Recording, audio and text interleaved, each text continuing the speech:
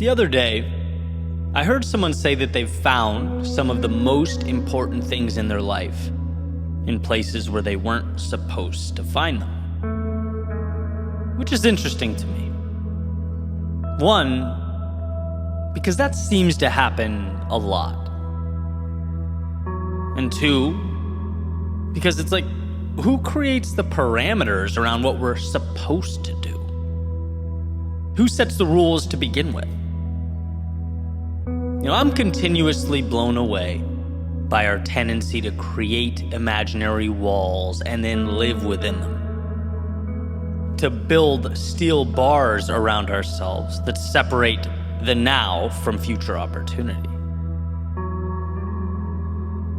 In one of the first videos I ever made, I talked about this nagging feeling of discomfort that occurred right after I left the corporate world and started my own business. And at that point, to call it a business was giving myself a lot of credit. I was basically just starting to make videos and put them out on social media. But I would run in the middle of the day, right? That was my thing. Right through Boston, along the Charles River. I loved running. But I couldn't help feeling this guilt, like I wasn't supposed to. Like I was doing the wrong thing, doing what I was taught not to do. My whole life, I learned that you go to school or work during the day. That's the right thing. And a decade removed, I've grown and I've learned. I know how crazy it sounds now. But it took me a long time to even enjoy it and not feel like some deviant who was leaving everything he'd worked for up to that point to go and fail spectacularly. Right? The supposed to followed me around like a shadow, constantly trying to pull me back in. Freedom to me is separating oneself from this exact sentiment. It's doing what's best for you, exploring your own worldview, blazing, as the saying goes, your own trail. Because you'll find very few supposed tos there. I think this is a microcosm of a greater truth.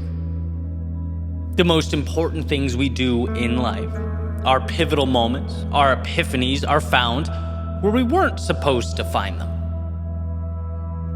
Because what we're supposed to do is very rarely methodically thought out. It's simply the norm. It's marching orders. It's what the crowd is doing. It's what will help us blend in.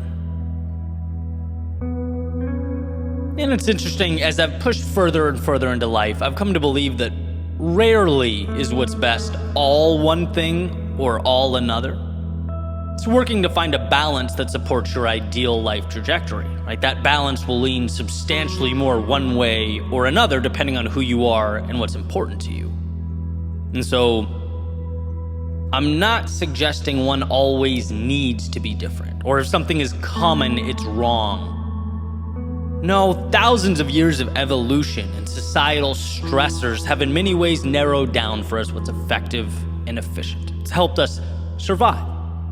And to dismiss this outright is obviously counterproductive, but it does explain why any break from these norms physically hurts. We associate them with survival.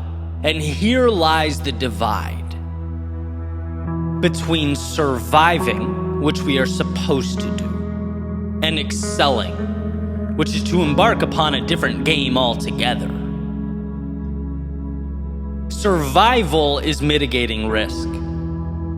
Excelling is hunting down the opportunity.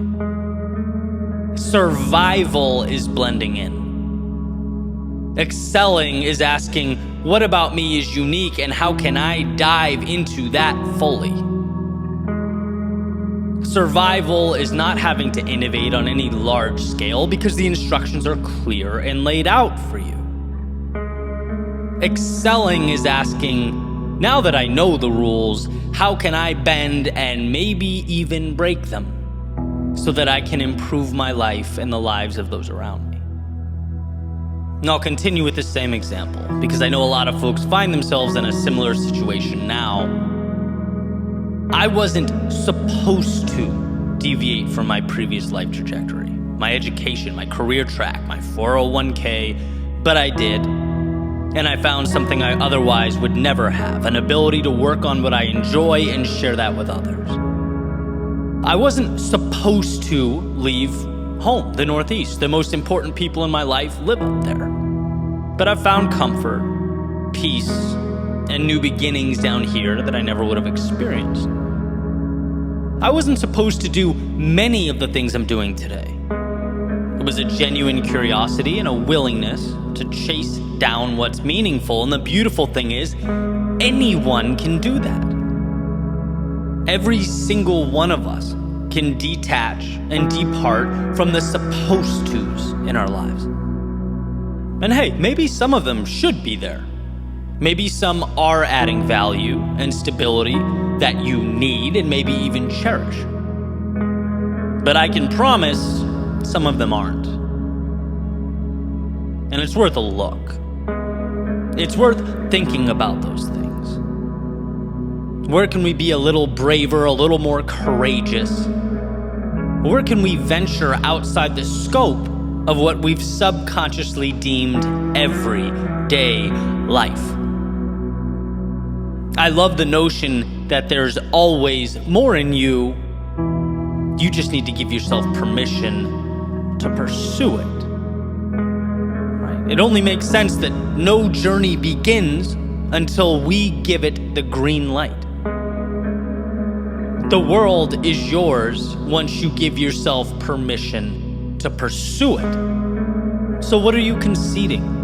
What have you accepted as fact that upon further review you might find to be fiction? There's a world of infinite opportunity waiting for you, just past your acceptance of the way things are, just beyond all those supposed to.